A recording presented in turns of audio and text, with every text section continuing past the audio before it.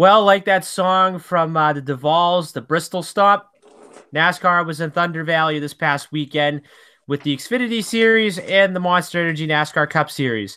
From Christopher Bell taking home his second win of the season, and not only that, the $100,000 Dash for Cash prize, to Kyle Busch getting his third win of the season and eighth win on the world's fastest half mile oval. So tonight we are going to recap Bristol, and we are going to recap another and preview another short track coming up this weekend, which is known as Richmond. So it's going to be a fun night tonight, and get ready for all the laughs and all the jokes and all the statistics that you need to know, kids. His name is Chris. My name is Corey, and this is the C&J Speedway Review.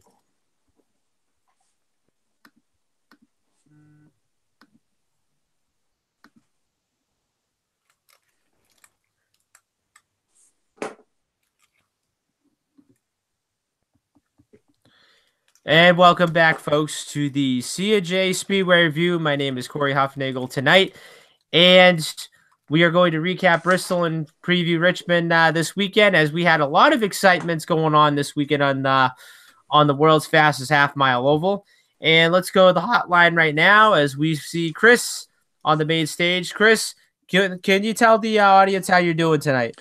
Man, I had the best day. Nobody got under my skin. I just had a really good day. My stepdaughter, as an eighth grader, got accepted to the drum line of the high school she'll be going to next year.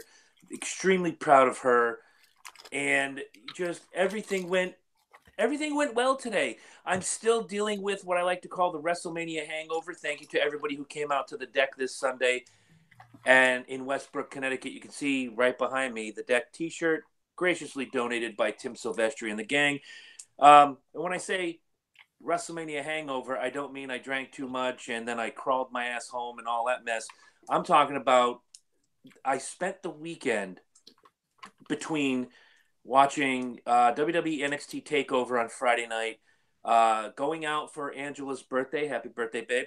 It was this past Saturday. Going out and having a couple drinks on her birthday, and then watching the Hall of Fame. And then Sunday, imbibing 7 hours of WrestleMania. That's a lot. Now throw into that the Xfinity race and the Cup race, which I got to watch the first stage, listen to the second stage on the way to Westbrook, because it's about a 45-minute drive from my house, and then watching the last stage while I'm setting up the rig at the deck. All in all, great weekend. Thank you to everybody who donated to our 50-50 raffle and our memorabilia raffle. All around a good time. And the guys at the deck, strangely enough, the bartender, Chris, little did I know he was a NASCAR fan. So hopefully, Chris, you're watching tonight, because I did give you the info about the show. He is also, like me, an unabashed non-Kyle Busch guy. I am putting the word hater out of my vernacular. No longer will I say Kyle Busch hater. It's going to be non-Kyle Busch guy, because, like I said to Lynch last night, who's filling in for Loki on the Loki and Jabroni show, and I said it to you, Corey, Kyle Busch will find a way to win no matter what the odds. And that when we talk about that race, God, lap 2 was a dream, and lap 500 was a nightmare for me. So let's just get into it. News, notes, what's coming out of the NASCAR world? So apparently, last Thursday it was announced that Darrell Waltrip is retiring after 19 years in the broadcasting booth, and I thought to myself, Darrell Waltrip, one of the best broadcasting guys there was on Fox, and not to mention one of the best racers there was too.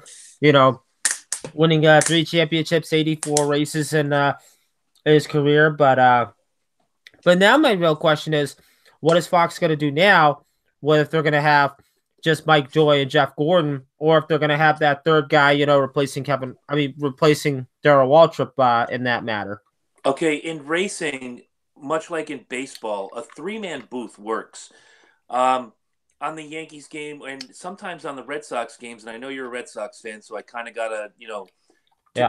tickle you under the chin on this one. A three-man booth works, and especially in racing, you have Mike Joy. He's the voice. You Yeah. have, you have DW as the color commentator, and you have Jeff Gordon as the guy who comes in and brings it all home. Yeah. If Fox was smart, and Fox wants to throw a little money at one of the best analysts, former drivers that you have anywhere in the history of ever, Fox should shell out the money and get the driver of the Blue Deuce, Rusty Wallace, and get him in the broadcast booth. He did fantastically for ESPN. He did fantastically for ABC, not only for NASCAR, but for IndyCar. Yeah. I do agree. Rusty Wallace, despite his bluster as a driver, really brings a different perspective when he's doing his broadcasting on PRN, the Performance Racing Network. He brings that, he puts you inside the car, which is a lot of what Jeff Gordon also does. But what the difference between Jeff Gordon and Rusty Wallace, may I say, both fantastic drivers, both former champions, both Hall of Famers. Rusty was a guy who didn't mind getting his hands dirty and getting in that garage and working on the cars with the crew. So he has a lot of knowledge. He was one of the best chassis guys in the business for his entire career. So to have that, he's like Larry Mack, but with better English diction, if you will. And I love Larry Mack. So, in my opinion, Fox needs to go out, not now, but right now, and hire Rusty Wallace for the 2020 season.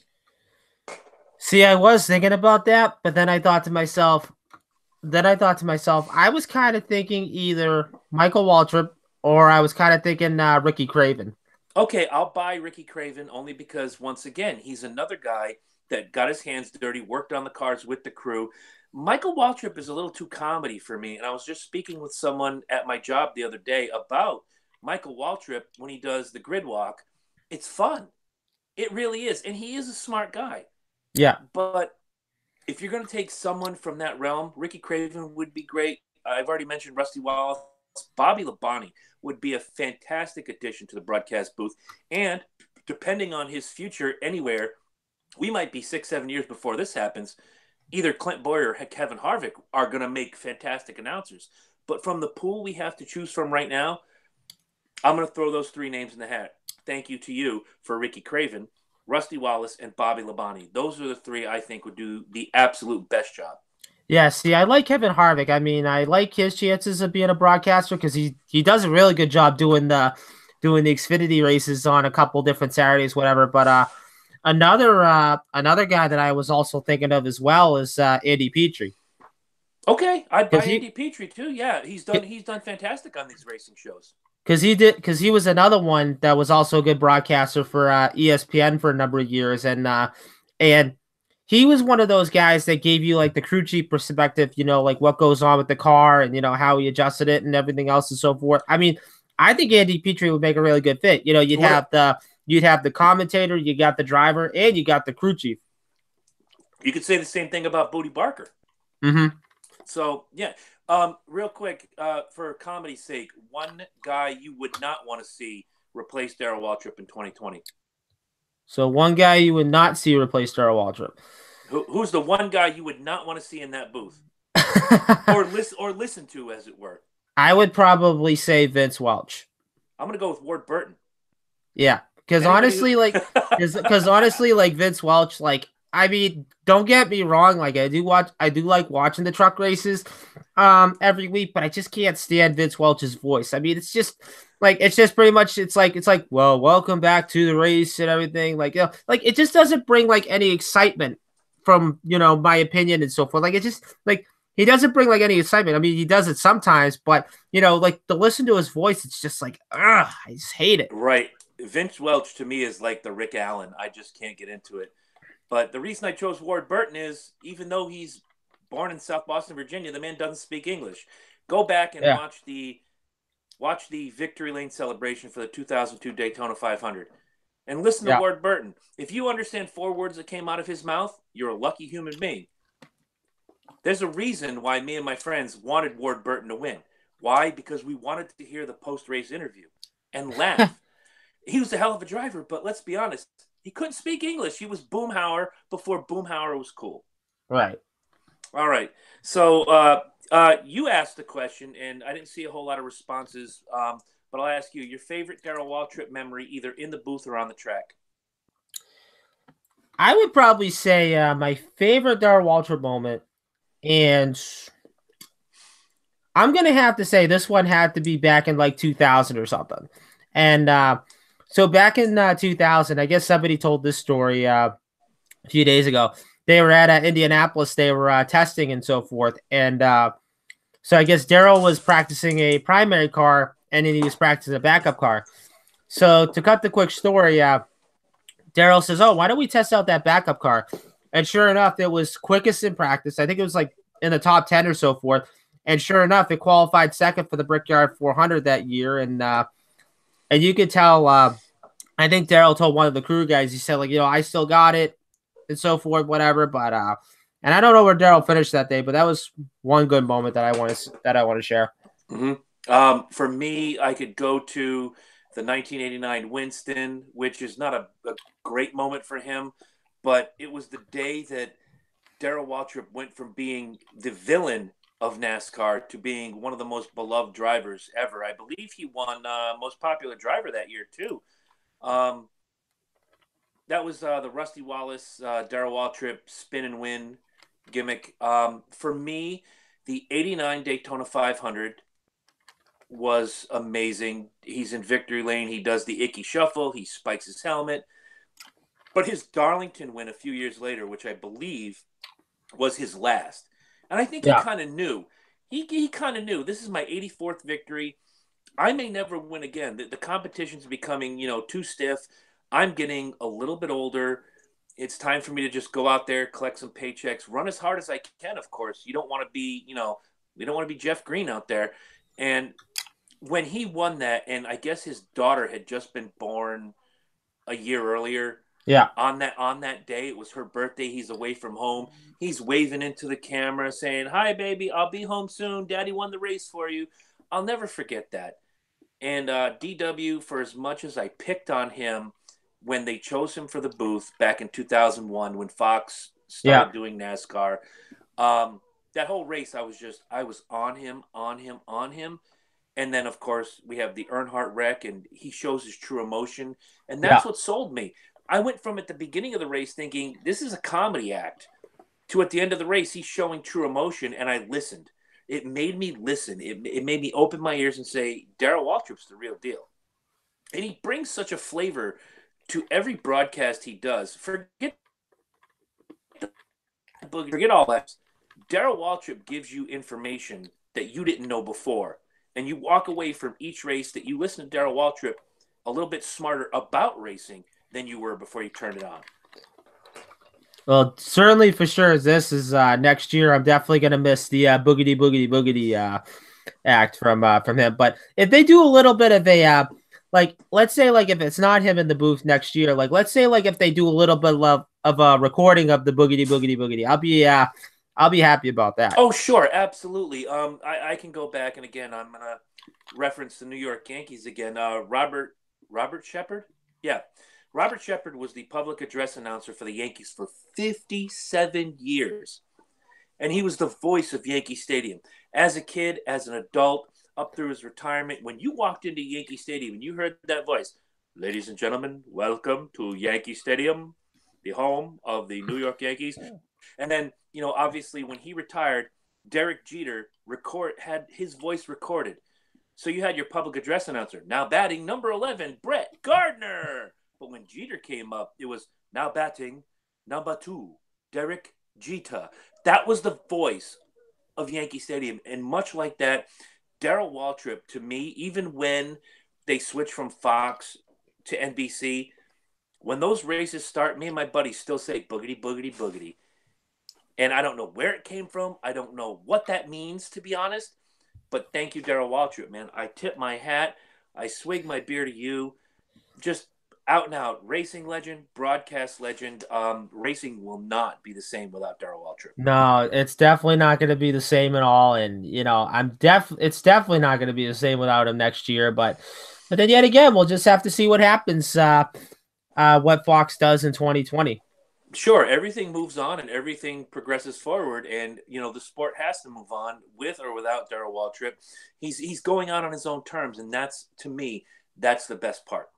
And it's actually kind of here's a little funny story. So I was telling a friend of mine, his name's Mike Lucy, and so this is a guy that's a NASCAR fan, but like it's kind of a funny story because like he always tells me that I just can't understand the stage racing and everything, because with the whole stage racing, I mean, some people get it and some people don't get it. But anyways, so I asked him, I said, "Hey, did you hear that Darrell Waltrip's retiring?" And this was his facial expression. He ends up looking at me like this. He goes, "Why?" And I'm like, Because he's 72 years old, he because he's wants to go. 72 years old, and he announced that he's stepping down and he wants to spend time with family. And well, I should say stepping down. He wants to hang up his career, and because he's already up there, and he wants to spend time with family and everything else and so forth. And I would say that he's had a good career. I mean, whether if he was racing and pretty much up in the broadcast booth. Sure, and there's nothing. Again, he's one of those guys that nobody has a bad word to say about. No. All right, so the story we talked about before we went on the air, and I'm sure you're in front of your Google machine now. There's trouble in the title sponsor of the Cup Series, Monster Energy, not coming back in 2020. What do you know? Okay. Let me check this out and see. So it was announced a few days ago that Monster Energy was going to come back and sponsor the NASCAR Cup Series in 2020. But as of this point, NASCAR pretty much refused. And doing so, this pretty much, let's see. So NASCAR moves towards, new sponsor despite, Monster's offer. So now my big question is, okay, so this is basically going to be Monster Energy's last year in the Cup Series.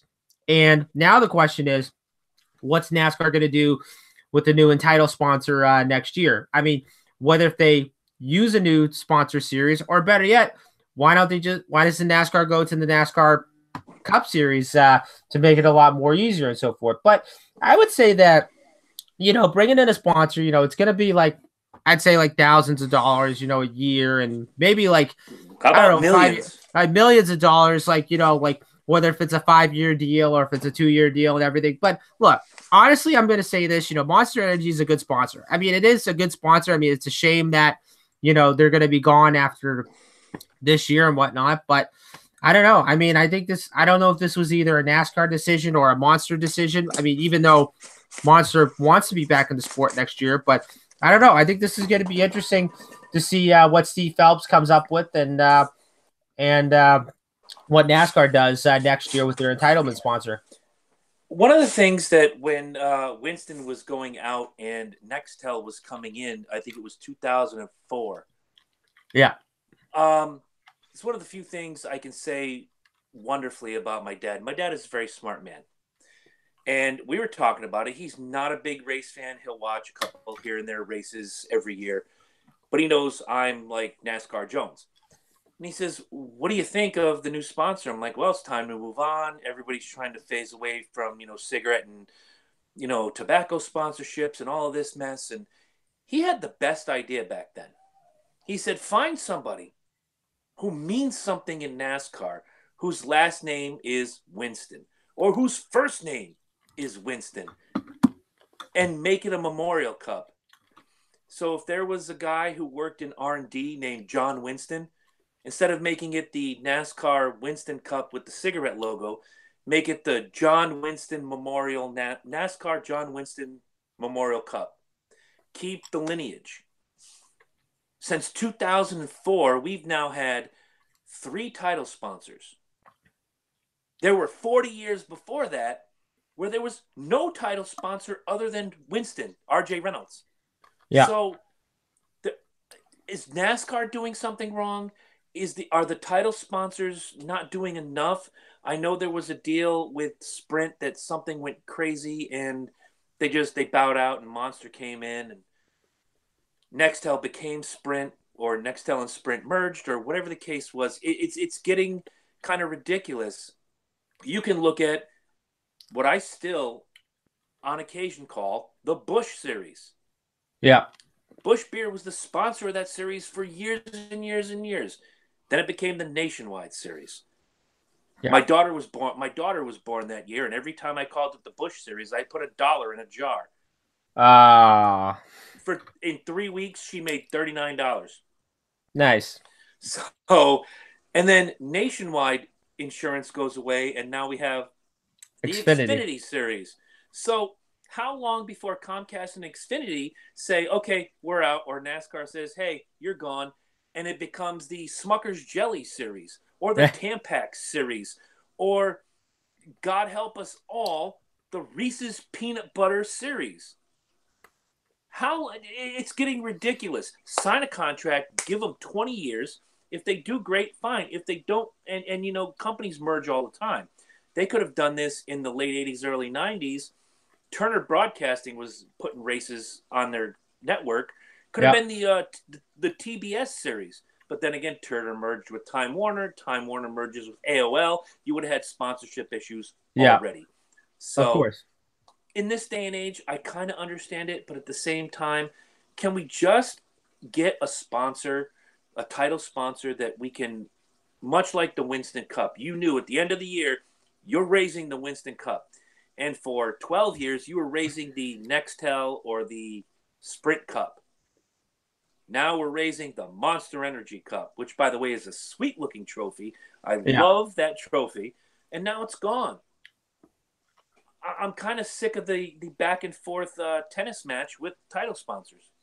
Well, not to mention the Cup and Xfinity series, but also what the Truck Series, has been through a number of years. When they started off in '95, it was first known as the Super Truck Series, whatever it is, and so forth. But then there was no title sponsor in '95. Right. But then '97 through 2008, you'd have Craftsman, which, of course, Craftsman was a really good sponsor. They have the toolbox and the trophy, was pretty cool too. Then you had from 2009 to I think it was like last year, you had Camping World. And honestly, Camping World I thought was a really good sponsor for the Truck Series. And then it wasn't until I think this year when Camping World I think merged with Gander Outdoors, and now it's pretty much the Gander Outdoor Truck Series. And I think the reason why Camping World wanted to be offered something was I think Marcus Lemonis, he honestly I'd have to say was a big avid against Donald Trump and everything else and so forth. So I think that was the reason why he wanted to take his titlement out of the Truck Series. And then I think if my knowledge, I think Gander Outdoors, they merged together with Camping World, and now you have the Gander Outdoor Truck Series. So now that's pretty much the question of, how long is Gander Outdoors going to be the entitlement sponsor for the Truck Series? I have no idea. And again, it's the rotating door, the revolving door, I should say. It gets ridiculous. We have to learn new vernacular every single year, it seems. It was just a couple years ago, we were all saying Nationwide, Craftsman, Sprint. Now we have 3 different new title sponsors. We have Xfinity, Monster, and Gander Outdoor.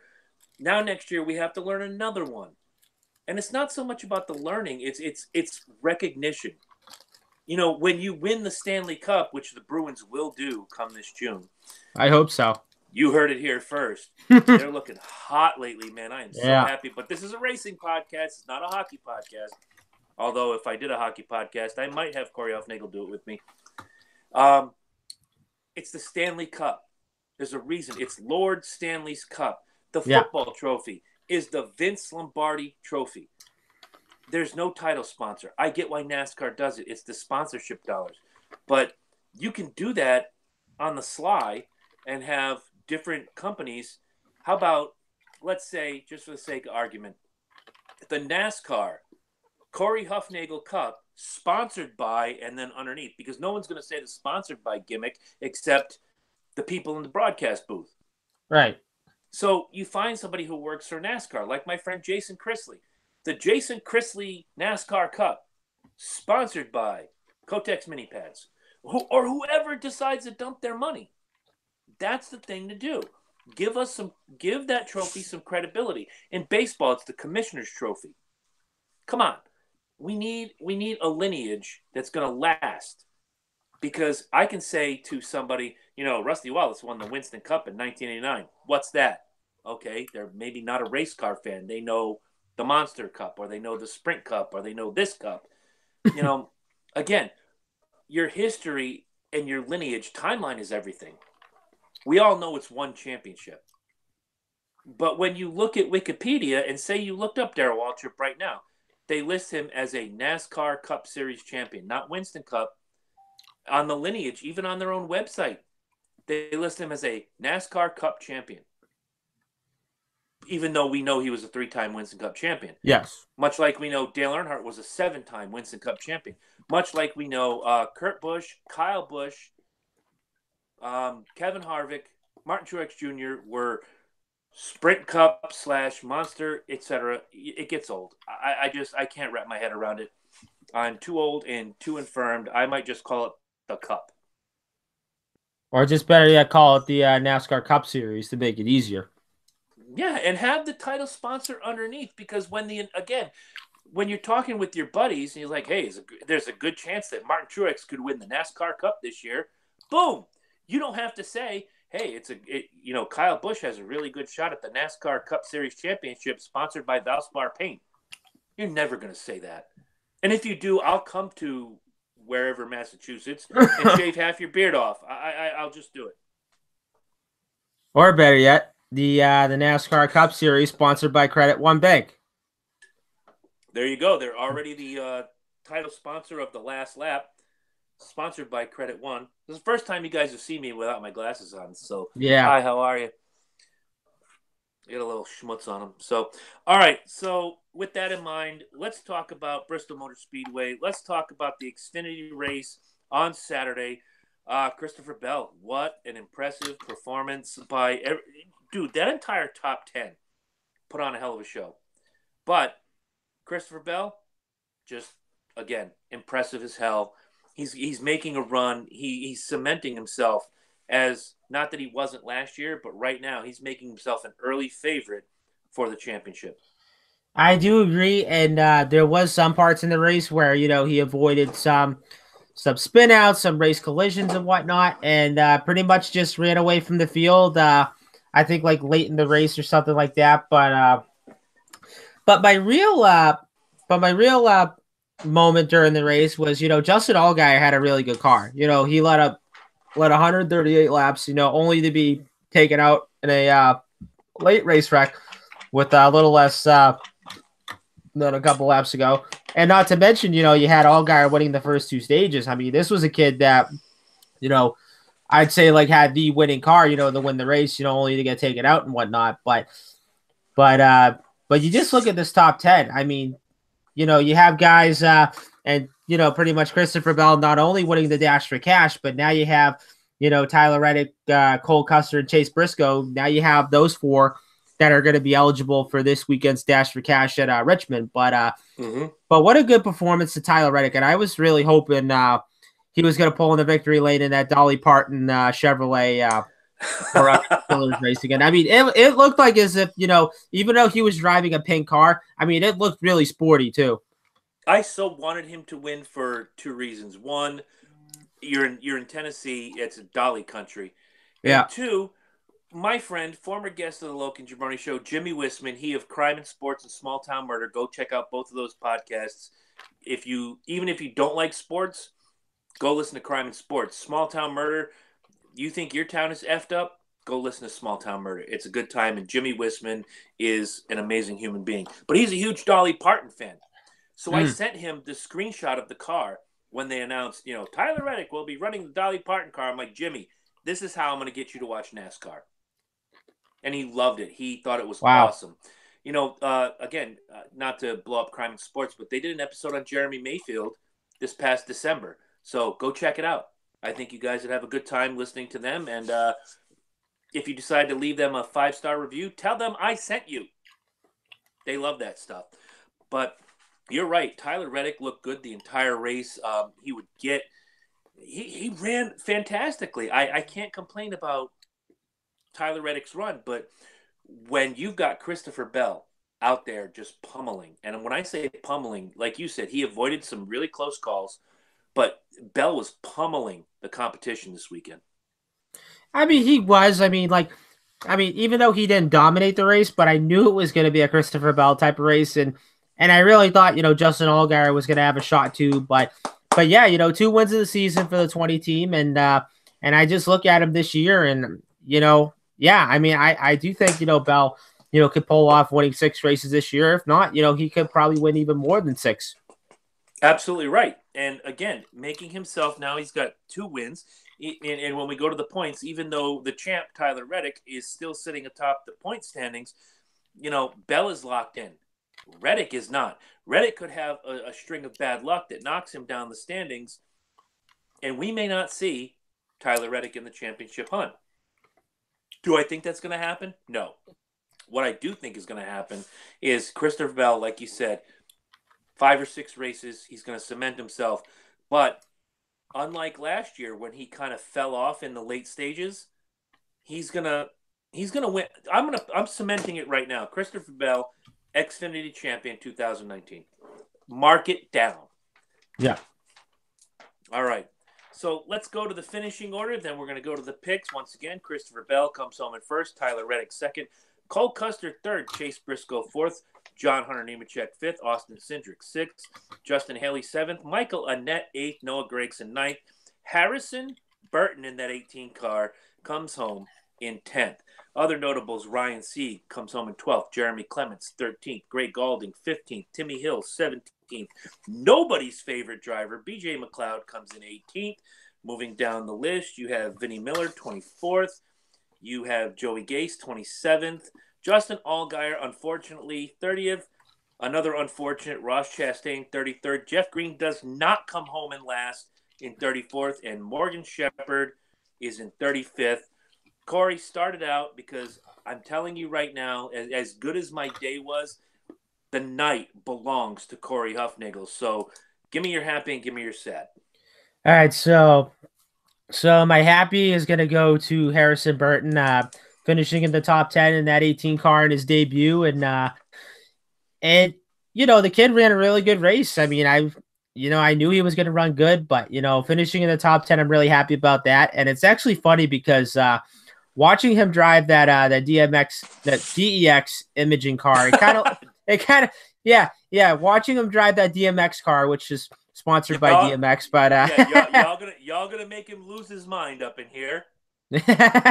But anyways, so watching him race that DEX imaging car, it kind of looked as if he was driving a discount tire car, which of course Brad Keselowski usually drives on the weekends and stuff. And I thought, since when did Discount Tire go to Joe Gibbs Racing for some reason? But that's the one thing I was kind of thinking of. But, his car looked pretty sporty. No question about it. So my sad would definitely have to go to Justin Allgaier because, again, led 138 laps. He got taken out in a wreck. Disappointing run for the 17. I'm hoping they rebound this week. Okay. My happy this week is going to go to Chase Briscoe. What a move in the points. Yeah. His 4th place finish now locks him in to the top 8, which I know on the Xfinity Series, it's a top 12 that move on to the championship. And speaking of that, my sad is going to go to Ross Chastain. That DNF in 33rd knocks him outside of the top 12. He is now 40 points behind the cutoff. That's going to take him a few weeks and or a win to get back into contention. Not the best weekend for Ross Chastain. And this is a guy I like. And last year, I remember his dust up with Kevin Harvick, and people were asking me, oh, you think Ross Chastain? No, Ross Chastain did exactly the right thing. Don't tell me Ross Chastain is dirty.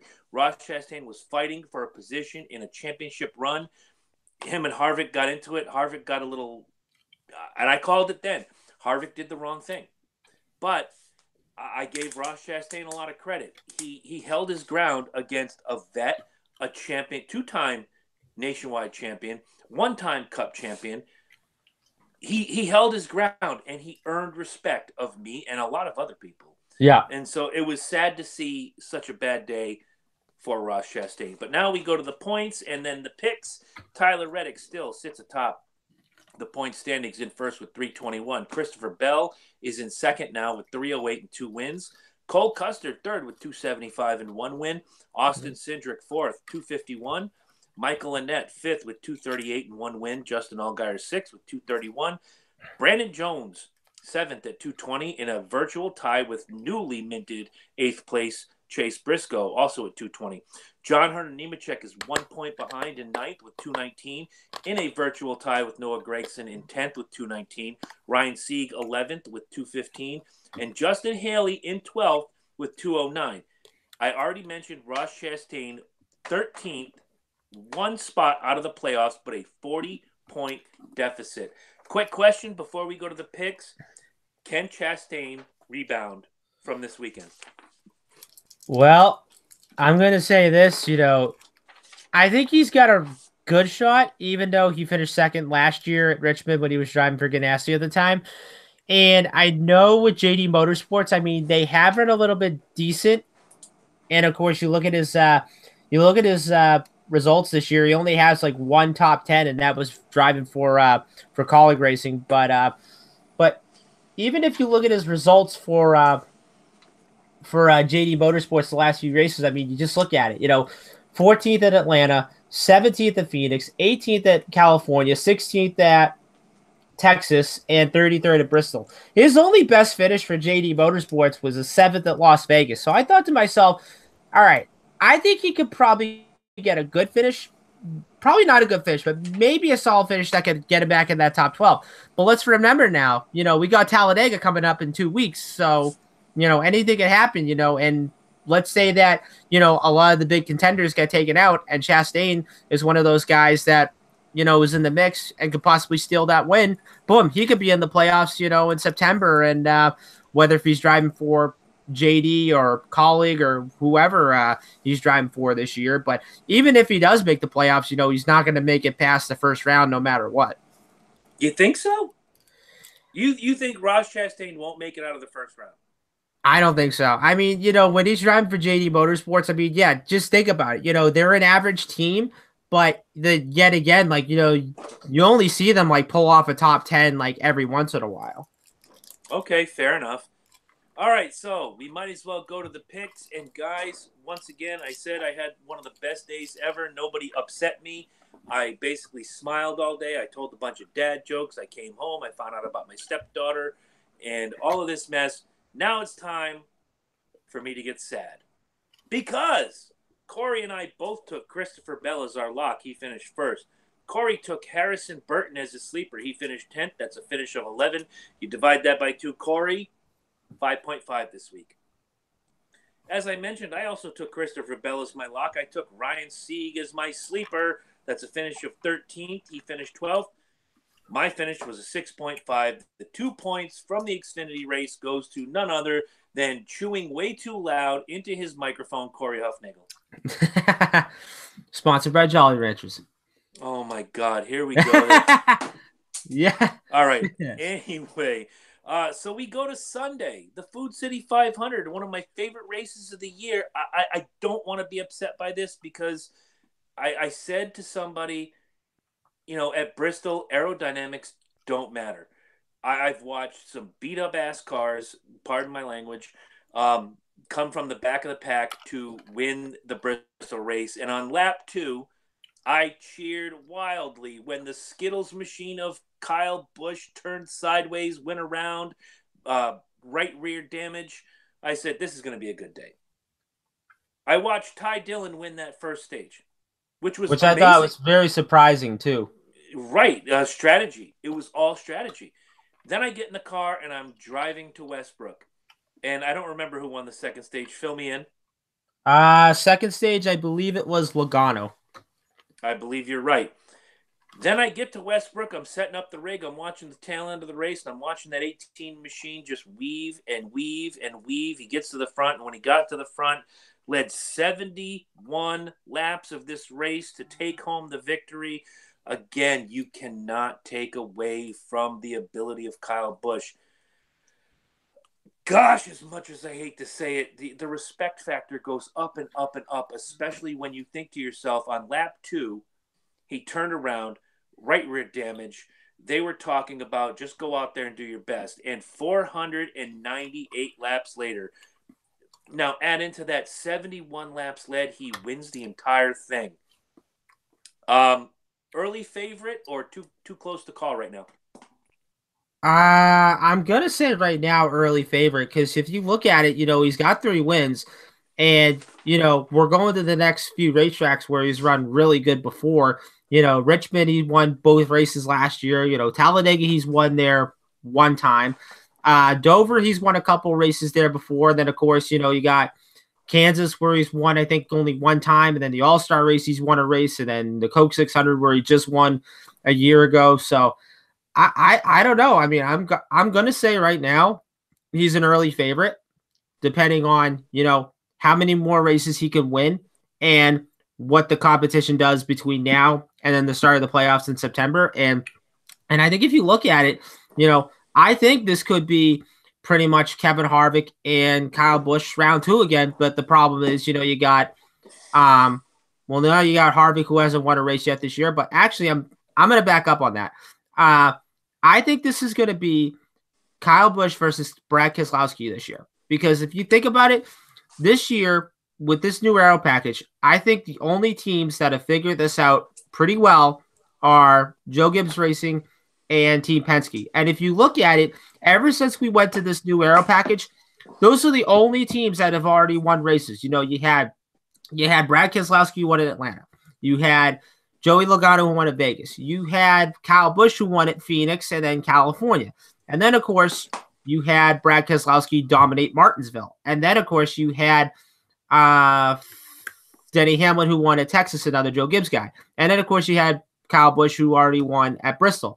So this just goes to show you that, I think you're going to see most of the Penske guys and the Gibbs guys, win most of the races, but I really want to see Hendrick Motorsports rebound. And then, of course, Ryan Blaney hasn't won a race yet this year, but I don't know. I mean, I just look at it, I don't know if Kyle can get to 250 or if he can get to 300 or so forth, but depending on where he's at right now, 54 career wins. I mean, he could tie Rusty Wallace, no doubt about it, but I would say by the end of this season, I'm going to predict that he's going to win probably a lot of races, and I think he's going to get to either close or he'll probably tie with Dale Earnhardt on the all-time wins list.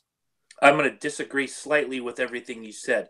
Another team that every week seems to put a lot of guys in the top 10 and or the top 15. I'm not being a homer on this one. Stewart-Haas Racing just hasn't been able to leap the hurdle and get to victory lane. I look at this weekend, Clint Boyer 7th, Daniel Suarez 8th, Kevin Harvick a quiet 13th, having to start at the back of the pack, a penalty. He's 4 laps down, and by the end of the race, he's back on the lead lap in 13th. Mr. Invisible, I know not of this Kevin Harvick you speak of because you never hear his name on the broadcast because he's never doing anything of note. However, having said that, still love Kevin Harvick. Hashtag for the win. Eric Almirola had a problem this weekend. DNF, what have you. Just not a good day for Almirola. But that car was good. The car was really good. If he didn't get into that trouble way early on in the race, he wouldn't have come home dead last. I think you would have seen all 4 Stewart-Haas cars 15th or better. Stewart-Haas has got the package figured out. They now have to leap the hurdle and put one or more of their guys in victory lane. See, I do agree on that. And of course, Stewart-Haas Racing, they've too also been in the mix every week, but the problem is they just haven't been there like at the end. And of course, it's kind of funny because Eric Almirola kind of pulled off the same thing that Logano did, I think last year at Watkins Glen or something. So, of course, Almirola gets into that lap 1 wreck. And then the crew chief decides, oh, why don't we take it behind the wall and fix it for repairs? Well, apparently, kids, that's a no-no because, you take it behind the wall. That's it. You're done for the rest of the day. So they're not doing the timer clock anymore? No. So the rule states that if you go behind the wall in the garage area, that's it. You're done. Wow. All right, then. Well, that was a problem for Eric Almirola. But, again, I think Stewart-Haas has the package figured out. There's just that hurdle. Once you get into victory lane, confidence, confidence, confidence. And speaking of confidence, man, you cannot argue. I'm going to read the list now. Kyle Busch took home the victory. His brother, Kurt Busch, who I thought would have had a nice late race run, but he seemed to fade out in the last 7 laps. Which of course, by the way, he said in his interview, he said if he would have got close to him, he would have wrecked him. I would have done the same thing. Look, I love my brother. I do. But if I'm racing for money and prizes and championships, I'd put him in the wall tomorrow. Absolutely. No question about it. Yeah. But Kurt Busch comes home in second. Joey Logano, third. Reigning champ, by the way. Ryan Blaney, fourth. Denny Hamlin, fifth. Paul Menard with a surprising 6th place finish. Yeah. Clint Bowyer, 7th. Daniel Suarez, 8th. Ryan Newman, another surprising top 10 in 9th. And Jimmy Johnson comes home in 10th. Other notables, man, I just got to read these next 3 names, 11, 12, 13. Chase Elliott, who I thought, after he led 38 laps, he had a really good car, ran into a little trouble midway through the race, never really got his momentum back, finished 11th. Matt Benedetto, Guido, comes home in 12th. Mr. Invisible, Kevin Harvick, comes home in 13th, moving down the list. Byron, 16th. Martin Truex Jr., 17th. Brad Keselowski, 18th. Moving down the list, we got Alex Bowman in 23rd. Eric Jones, 24th. Moving further down the list, we have no BJ McLeod. Thank you. Ricky Stenhouse, 33rd. And Eric Almirola, dead last in 37th. I'll lead off the happies and sads. Guys, it's April 10th. It's a little after 9 o'clock, if I'm doing my math right. Mark it down. My happy goes to Jimmy Johnson. This 10th place finish really was something that Jimmy Johnson needed. It moved him a little further up. I think last week he was 15th. Now he's 13th. He's 1 point out of 12th. And I said it before, and I'll say it again. He's going to win by Memorial Day. We got Dover coming up. We got Richmond this weekend. We have Talladega, the biggest crapshoot on the NASCAR circuit. Jimmy Johnson is running well. I'm not saying he's running great, but he's running well. And I see, in my mind's eye, as I close my eyes, I see Jimmy Johnson in victory lane. I'm going to say Dover. I'm just going to say Dover right now. Yeah, I definitely agree. My sad goes to Eric Almirola. Really great race car. Some troubles. Putting him behind the wall was not the smartest thing. Put him in the pit box. Work on the car. Do what you got to do. But again, another strong run for that 10 team, and it didn't turn out well for him at all. Yeah. See, my happy. I'm gonna go with Paul Menard on this one. At one point, he was a lap down, and then I think he rebounded, and I think with good pitch strategy right at the end, he rebounded to a 6th place finish. So great run for that 21 team this weekend. By sad, I'm going to go to Brad Keselowski. I mean, he had a good car, and of course, he was running in a good spot right at the end. And then I guess, I don't know if you saw this, but I guess Brad Keselowski got black flagged near the end of the race because I guess the 3-wide restart. The three wide restart, which of course NASCAR was trying to put him where he was supposed to restart and whatever, and then if you listen to his interview with Bob Pockrass, who now works for Fox or whatever, I guess Brad said NASCAR should take away all the lucky dogs, the waiver rounds, and everything because there's just too many of the rules, whatever. So then when he got into the NASCAR trailer and he was talking with NASCAR and stuff. Apparently he came out the other way around saying NASCAR got it right. Yes. And I do agree with Brad Keselowski saying that they got it right. But again, NASCAR is trying to put everybody in order, for the restart. And obviously, of course, you can't have somebody jump out of line or restart 3 wide or whatever. When that happened, and again, I'm at the deck. I'm setting up the rig. I've got my NASCAR radio in my ear, thanks to the app. And I'm looking up, and the radio announcers, I don't watch the restarts when I'm listening on the radio or whatever, when there's no sound. They were testing the sound for WrestleMania. And I just heard, what the heck is Brad Keselowski doing? So my head goes up. The radio feed is live. It's like Live Jones.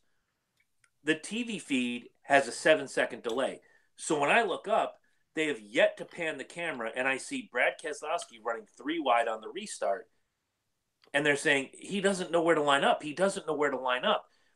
The the spotter failed Brad Keselowski. Yeah. And if the spotter in cahoots with the crew chief, in cahoots with NASCAR, say, okay, you need to get in the second line 3 cars back, he might have done so. You got to get in the inside line 2 cars back, he would have done so. There was a failure to communicate on all levels. And I give a lot of credit to Brad Keselowski. I gain more and more respect for him. I've always liked Brad Keselowski, but I gain more and more respect when he comes out of that meeting and he does media. And I watched a lot of that the next day on YouTube and MSN and NASCAR.com. He was very humble and he said, you know what? Made a mistake. I accept it. But when they threw that black flag, he went right in. He didn't fight it. He didn't go all rogue. He just went and took his punishment like a man. And that's the kind of driver that people should root for. And I definitely admire Brad Keselowski too, because he's been pretty much a student of the sport, for the last few years. And I remember there was a time where, everybody would just push him around, and Brad was one of those guys where he's like, you push me once, it's fine, but then if you push me twice, then it's pretty much game on. And yet, go ahead. And yet, I still remember in 2014 when he didn't make a lot of friends that year, and the fact that I was at the race when the whole Keselowski, Hamlin, and Kenseth scuffle happened, and then of course we all saw what happened at Texas in 2014 as well, which I thought that was like, I'm pretty much watching the race and a hockey game broke out, but no, I mean, I just look at Keselowski and yeah, I mean, I will admit he did make a mistake. He didn't know where to line up, and then of course that was when NASCAR gave him a pass-through penalty. But in all, Keselowski said, you know what, I messed up, and NASCAR got it right. Exactly. And when you say, the pushing around thing, I think the days of pushing Brad Keselowski around, I think he was 2 or 3 years on the circuit at the time, running for an underfunded team, the 09 Mikasuki car, Mikasuki Casino car, and Carl Edwards was giving him the business. And I think it was at Talladega. Yeah. He basically gave the business back, and that was the day, that was his bar mitzvah. Today you are a man. And that was the day. Again, horrific crash. If you've never seen it, go look it up. Edwards walks away unscathed, but that was the day he said, if you're going to give it to me, I'm going to give it to you back. 2-3 years later, he wins himself a championship. The days of Keselowski being pushed around ended with that Carl Edwards spin into the catch fence, the rollover Jones. It was done. But again, he's one of those guys, like a Kevin Harvick. He's one of those guys, even back in the day, like a Tony Stewart. Even when Dale Earnhardt Sr. himself would get a penalty, he would fight it. But at the end of the day, he goes, okay, I accept my punishment like a man. He doesn't cry. He doesn't whine. He doesn't go to the press. He goes, you know what? We just move on to next week, and I'm going to tear up the competition. So good on him. So let's go to the points, and then we'll go to the picks. Kyle Busch still sits atop with 3 wins at 361 in first. Denny Hamlin is in second with 334 and 2 wins. Joey Logano third, 326 and 1 win. Mr. Invisible is in fourth with 301, no wins. And Brad Keselowski, the last of the winners in your championship run, is in fifth with 271 and 2 wins. Ryan Blaney is in sixth with 265. Martin Truex seventh with 254. Kurt Busch in eighth with 253. Eric Almirola slips down to ninth in 246. Chase Elliott 10th, 245. Clint Bowyer 11th with 234. Daniel Suarez 12th, 210. Jimmy Johnson leaping up 2 spots into 13th with 209. Kyle Larson 14th with 203. Ryan Newman 15th with 188. Ricky Stenhouse Jr. rounds out your championship 16 as it stands right now with 187. Now, I always bring out the next 4. Eric Jones is 1 point behind the cutoff in 17th with 186. Austin Dillon is 2 points behind the cutoff in 18th. Paul Menard is 4 points behind the cutoff in 19th, and William Byron is 13 points behind the cutoff in 20th. We can't beat this dead horse anymore. I'm not going to ask you about the Cup standings because you've seen it this weekend. there's an ebb and flow. There's a flux. People are moving up. People are moving down. As we settle in past Memorial Day, I think we're going to see our championship 16 really solidify. I'm probably going to agree with you on that.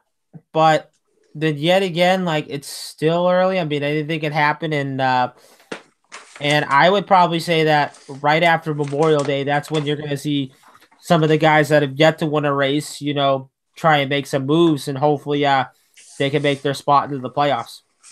Okay, well, let's go to the picks. Again, I said tonight, to quote Phil Collins, was going to be the Corey Huffnagel show, so let me go with Corey first. He took Kyle Larson as his lock. He finished 19th. He took Ryan Blaney as his sleeper. He finished 4th. He took Clint Boyer as his hopeful. He finished 7th. That's a total of 30. You divide that by 3. Corey, inside the top 10 with a 10th place finish. All right. Chris took Eric Jones as his lock. He finished 24th. I took William Byron as my sleeper. He finished 16th. I took Jimmy Johnson as my hopeful. He finished 10th. That's a total of 50. You divide that by 3. It's a 13.3. Corey, for the first time since Daytona, you have swept the week, my friend. You have all the points, and now we go to the point standings. Chris, 26. Corey, 17. And I said last week I had a really bad feeling that my luck was about to end. I got shut out this week. The first shutout since Las Vegas and Phoenix, where you didn't score any points. But now you've swept the week, and we go to Richmond, one of my favorite tracks. Bristol is easily on the top of my list. But I've been to Richmond. I love Richmond. It's a great area, first of all. It's a great facility. Easy in, easy out. There's just so much to love about Richmond, Virginia, the racetrack, the area, the people, and the turkey sandwiches that are made across the street from the track at the Wawa. It's just amazing. But Corey, we're talking about the Xfinity Series Friday, not Saturday, Friday night. Talk to us. Tell us where, when, how, and why. Which, of course, tomorrow is pretty much Friday Eve, and Friday Eve. I love it. It's a short week too, because if you think about it, tomorrow's Thursday, and you're like, all right, definitely get to watch some racing on Friday, which I'm really happy about. Which I will not. I'll be listening to it because I have to go pick up my daughter Friday night. And then no, hey, don't be upset. I'll get to watch night racing with Emma Saturday night. She'll be in her. She still has 78 gear. I haven't bought her any 19 gear yet, but yeah, bad father moment. All right, so. Xfinity race Friday night, 7 Eastern time on FS1, and then of course Sirius XM, channel 90 on the NASCAR network, which is the motor racing network, the voice of NASCAR, which they'll be covering the races this weekend. Nice. So for the second straight race, it is going to be a Dash for Cash race, and if I do recall, I believe it is Christopher Bell, Cole Custer, Tyler Reddick, and Chase Briscoe are among the 4 that are eligible for the Dash for Cash prize this weekend. And so before I look down on the entry list of drivers, one notable driver I want to point out is none other than Elliott Sadler. Whoa, welcome back. Which, of course, he's going to be driving the 10 car for Colleague Racing this weekend. And I think it's a 2-race deal, if I'm not mistaken. But yeah, welcome back, Elliott Sadler, for a part-time schedule. Moving on. So we have Cole Custer in the 00. You have Michael Annett. You have Tyler Reddick, Ross Chastain, Ray Black Jr., Justin Allgaier, Zane Smith will be back in the 8 car this week for Junior Motorsports. Noah Gragson, of course, Elliott Sadler, Justin Haley, Kyle Weatherman, Riley Herbst will be in the 18 car this weekend for Joe Gibbs. Then you have Brandon Jones, Christopher Bell, Kaz Gralla will be back in the 21 car for RCR for the Hot Scream ice cream sponsorship. Then you have Austin Cindric, John Hunter Nemechek, Joey Gase, Jeff Green, Ryan Sieg, Jeremy Clements, and then moving all the way down, you have Morgan Shepherd, Dylan Bassett, and last but not least, Chase Briscoe. All right. Well, let me give you my lock and my sleeper real quick. because I know for me, I talk about momentum all the time. My lock's going to go to Tyler Reddick. He's in the lead for the championship points. He is the champion as we speak. He's really putting on a clinic out there every single week and saying, I'm not a fluke. I'm the real deal. My sleeper is going to go to Ross Chastain. Like you said earlier in the broadcast, and when I did my research, the second place finish last year, he looked really, really good. And I think that if Ross Chastain, after this past weekend of having so many troubles, this is a race that he could really cement himself as a contender rather than a pretender. So I'm going to go with Reddick and Chastain. Your move, sir.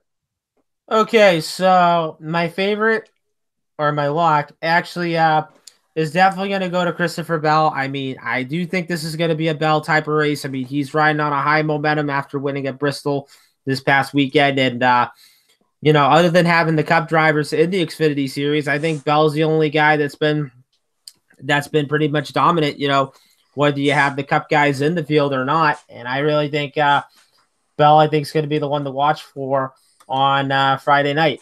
And then my sleeper for this one, I'm going to go with Justin Allgaier. I mean, he had a good run at Bristol this past weekend. He led the most laps. I think with the 7 team, I think this is going to be a guy that, that's going to be good, when it comes to the short tracks. And I'm hoping that 7 team can get that first win of the year. Fantastic. I love the picks. Allgaier, I had him right on the bubble. I wanted to put him in that sleeper position like you did, but you took him. I didn't. Christopher Bell, love the pick. I don't want to say it's an easy pick, but it's an easy pick. I mean, like you said, I don't know that he's so much dominant as he is consistent. He's always in the top 5. He's always in the running. Let me go back to my notes if I can find it, because I throw everything asunder when I'm talking to you. Christopher Bell, he's got 2 wins. He's in second with 308. He's the leading winner right now on the Xfinity Series. It's the logical pick. Definitely, I would say so. All right, so we move ahead. Saturday night under the lights, Richmond Jones. Where, when, how, and why? So Saturday night, you have the Monster Energy Cup race, 7:30 Eastern Time on Fox. And then, of course, Sirius XM Channel 90, the NASCAR radio, which you have the Motor Racing Network. The voice of NASCAR. This will be a doubleheader weekend for them. Will you stop it with the Jolly Ranchers? You're killing me right now. Hey, I'm hoping this will be our sponsor. If Jolly Rancher comes on as a sponsor, I might eat Jolly Ranchers. We'll get Eddie on the case before you know it. Yeah, I can't stop eating these. I love them. Oh my God! Tell me at least it's the watermelon ones. It's not the cinnamon or the. No. The one I have on right now is blue raspberry. Okay, fair enough. My second favorite, watermelon, easily the best. Mm. Watermelon Jolly Rancher Jones. Here we go. Okay, so it's all the usual suspects, right? We don't have to read down the list. Is there anybody that's a surprise in the running order? I don't think so. We just pretty much have the same as usual. All right. So I led off last time. You lead off this time. I need a lock. I need a sleeper, and I need a hopeful. Go, Corey. Okay, so my lock for this one, I'm going to have to say this, definitely going to be Kyle Busch because, he swept both races at Richmond last year. I really think this is going to be a guy that's going to be a one to watch this weekend. My sleeper for this one, I'm going to have to say Chase Elliott. Now, I really hope that the 9 team can get back up on its feet. They had a good run at Bristol. They got spun out while leading, which, of course, not in their own doing whatsoever. But I'm really hoping that 9 team can get back up on its feet. And then my hopeful for this one, I'm going to go with Kevin Harvick. I mean, he's won at Richmond so many times before. He hasn't won at Richmond, I think, since, if I'm doing my math right, he hasn't won at Richmond, I think, since 2006, if I'm not mistaken. I thought he took home a win in 2014. I might be wrong. You might be correct on 2006, though. I picture in my head 2014. I know he took Miami. No, because 14, For both races at Richmond, it was Logano in the spring and then Keselowski in the September race. You're absolutely right. You're Yeah. absolutely right. Okay, I don't know why I saw Richmond in my mind's eye. He took Miami that year. He took Darlington that year, and Phoenix twice. So you're right. Yeah. You're absolutely right. See, and even I'm not even stat guy, and I came up huge with all 4 wins.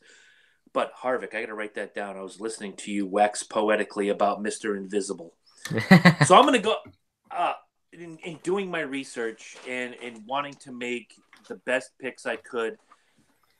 Like I said earlier in the broadcast, Stewart-Haas Racing needs to jump over that hurdle. And when I look at Richmond, it's a 3/4 mile D-shaped oval. It's right in the wheelhouse of 3 different particular drivers that run all for Stewart-Haas Racing. To have momentum, one needs a win because, my God, I can't watch another race for Kyle Busch to win. So I'm going to start with my hopeful. I also had Kevin Harvick as my hopeful. I'm going Homer Jones on this. He's 3rd place in the standings. He's in 3rd place, but he's invisible.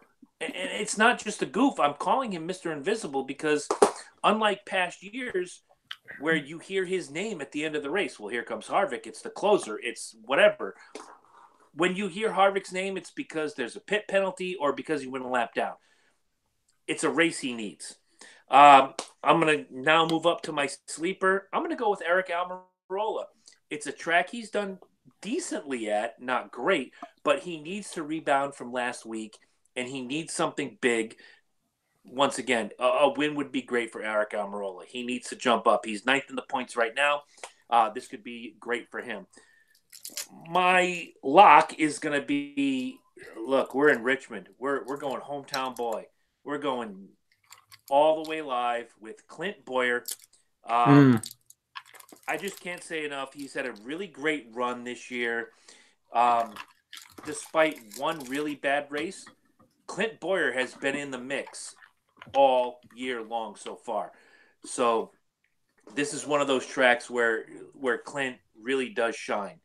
So while we mirror one pick in the hopeful and Kevin Harvick, the other 2 are going to tell the tale. Will Corey sweep the week next week in points? We don't know. But doesn't matter. Richmond's always exciting. It's always fun. Guys, if you've never been to Richmond International Raceway and you love racing and you love short track racing, do not hesitate. Go to, Hiccup Jones. Go to Richmond. Have a good time. And of course, there's pretty much that saying, had a man wearing a T-shirt said Virginia is for lovers. Or you could go down to the Midlothian Highway, about 4.5 miles from the track, which if you're there on race weekend, equates to about 35 minutes from the track. You know how you've been to races, Corey. You know how race traffic is. Oh yeah. Go to the Paper Doll. That's all I'm saying. Go to the Paper Doll. You will not be disappointed. Boobs, baby. Boobs. Anyway. It's a strip club, guys. Oh, that got me in so much trouble in 2004. I'm going to tell you guys a quick story before we close. Oh, boy. Here we go. I went in 2004 to the Chevy Rock and Roll 400 in Richmond. It was the September race, and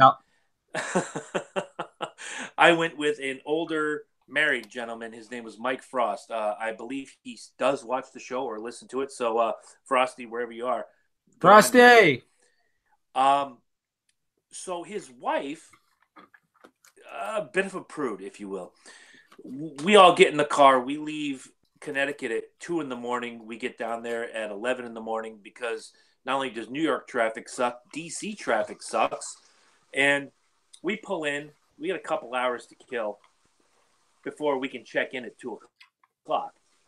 So we're scanning the strip by our hotel. What do we find? The Paper Doll. We're like, that looks like a nice place. It says prime rib all day, $9.99. Let's go in and have prime rib dinner. It's a strip club, guys. So we go. Oh, Jesus. We didn't know, but we knew when we walked in. So we go in. We're having a good time, yada, yada, yada. I guess this is the infancy. This was still the MySpace days. Okay, so Oh, we all have laptops. One of my friends, he works for NASCAR now. He worked for the local newspaper, so he's kind of down there as like on-site reporter slash fan perspective gimmick Jones, and we all have laptops, so we're doing our thing. Fantasy racing. We had a big trophy for fantasy racing that we did. We're all in the running.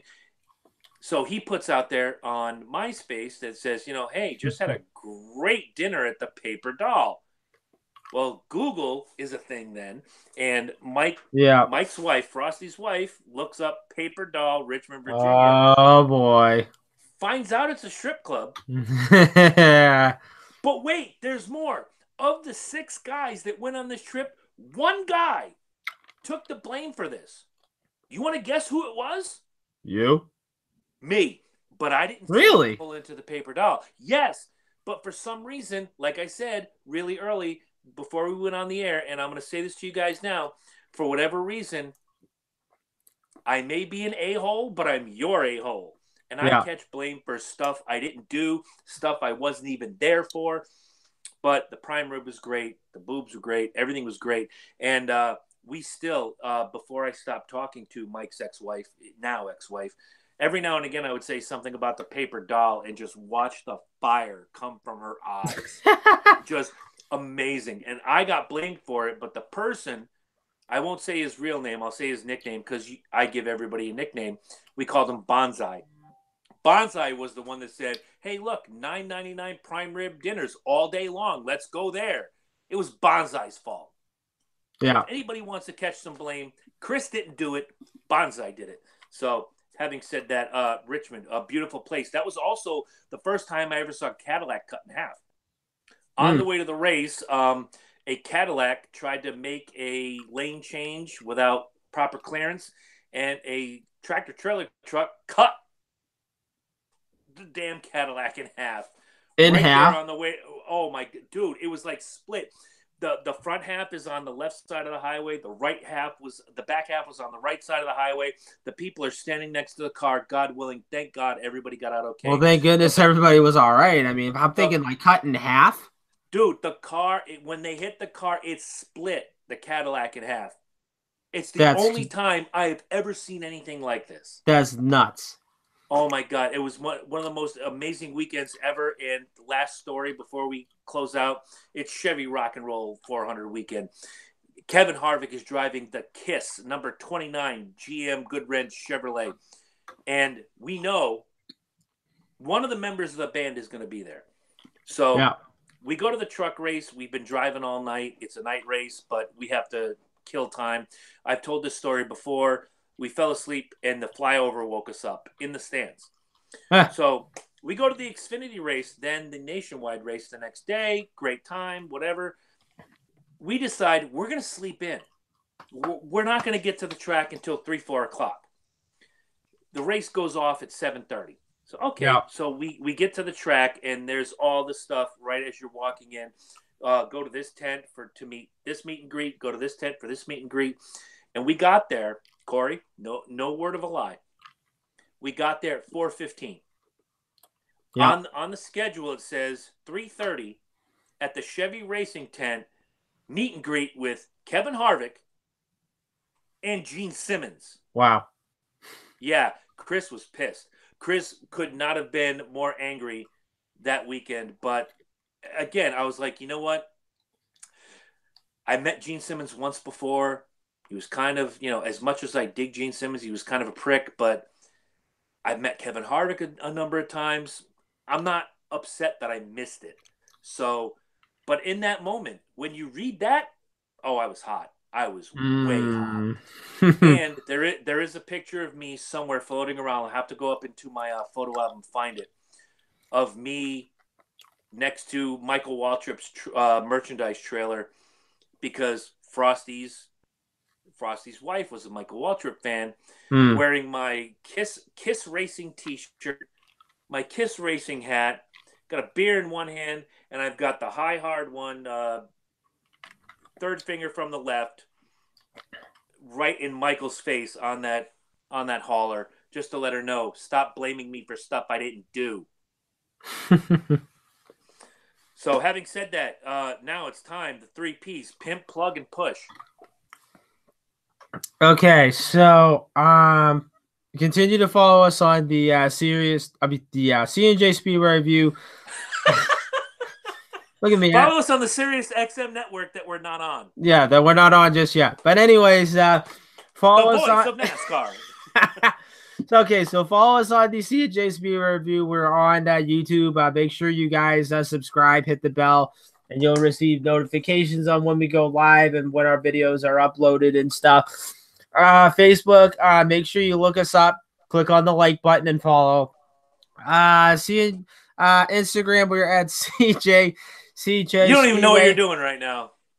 I think I'm a little off. You don't even know what you're doing. Have you been drinking? No, I'm not drinking. I mean, no, I just couldn't even get over that story and stuff. But okay, so Instagram, we are at CJ Speedway. Twitter, we are at CJ_Speedway. And I got a couple shout outs, and I have a birthday for somebody today. Okay, so first the shout out. So I'm going to give a shout out to my good friend, Greg White, which of course, guys, I don't know if you know this, but I was on a Christian men's retreat this past weekend.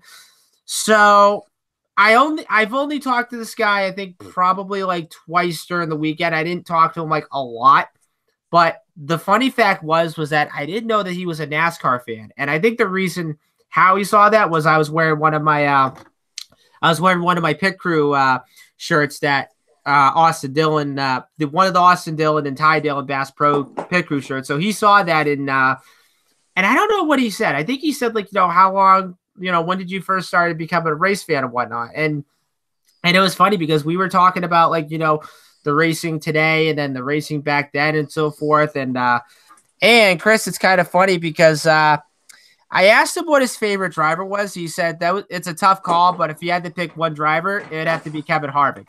So okay, well, not that would change my mind. If he had said anybody other than Kyle Busch, I'd have been happy with it. So good on you, Greg White. By the way, no racist here, but is he white?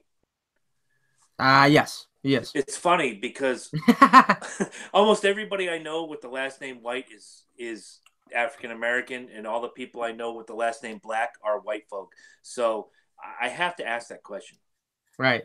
And it's actually kind of funny because my girlfriend, Chelsea, yes, guys, this is a little bit of show and tell today.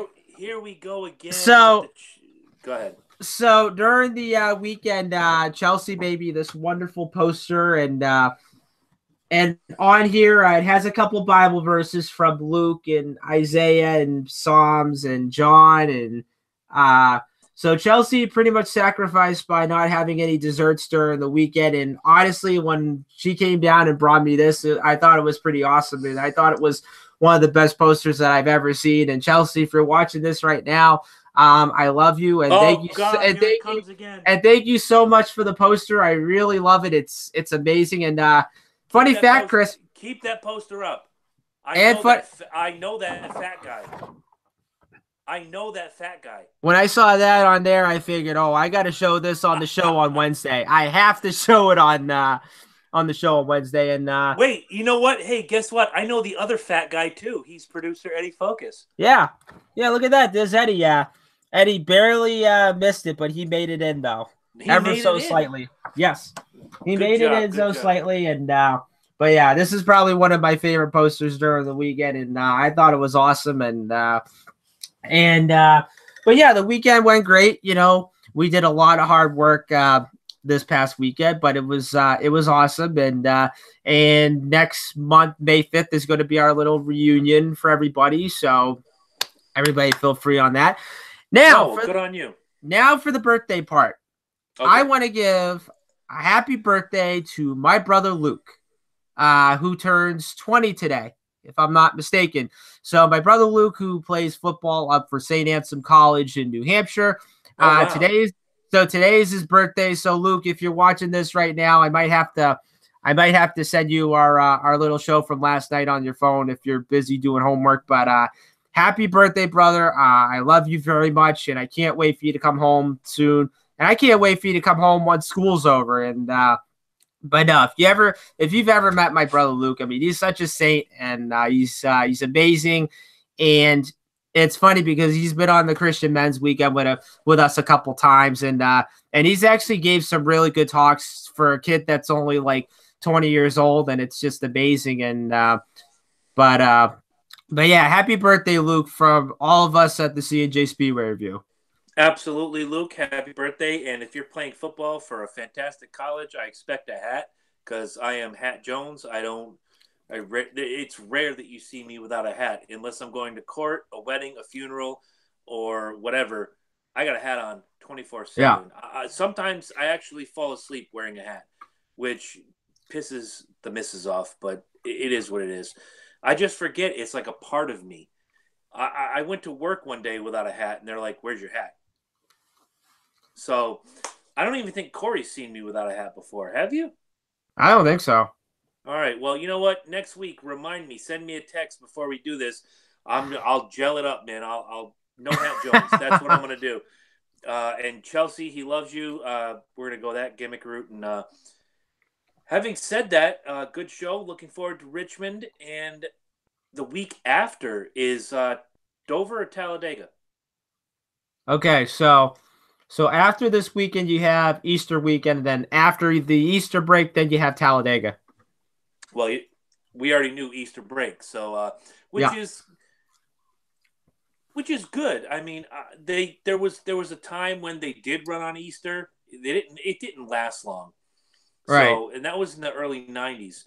So the fact that they're, observing certain holidays, I love the fact that they run on Mother's Day and all the moms come out and they do their gimmick and it's all good. I looked at the schedule next year and there's a couple of weekends off that I'm just like, wow, why? Why are you doing this? But I get it. These guys need time to recover.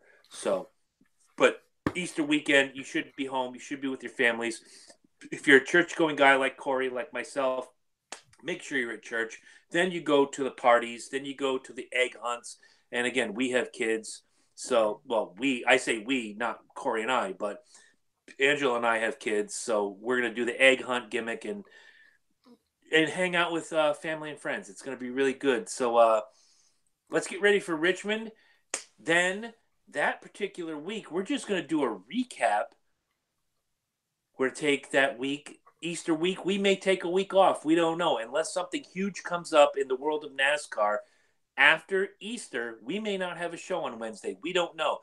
That is something that we'll talk about going forward. But if we do, guys, if you're attached to our Twitter, Facebook, etc., you will know if we're going to have a show coming out of Easter weekend on Wednesday night. Right. But my name, as we say this, if you want to send hate tweets, I'm at cburns19 on Twitter. I'm on Facebook, Chris Burns. It's not hard to find. And now, with the most famous 2 words in podcast history, I throw it to Corey Huffnagel. Good night. Still my favorite. My favorite. Never gets old. Good night.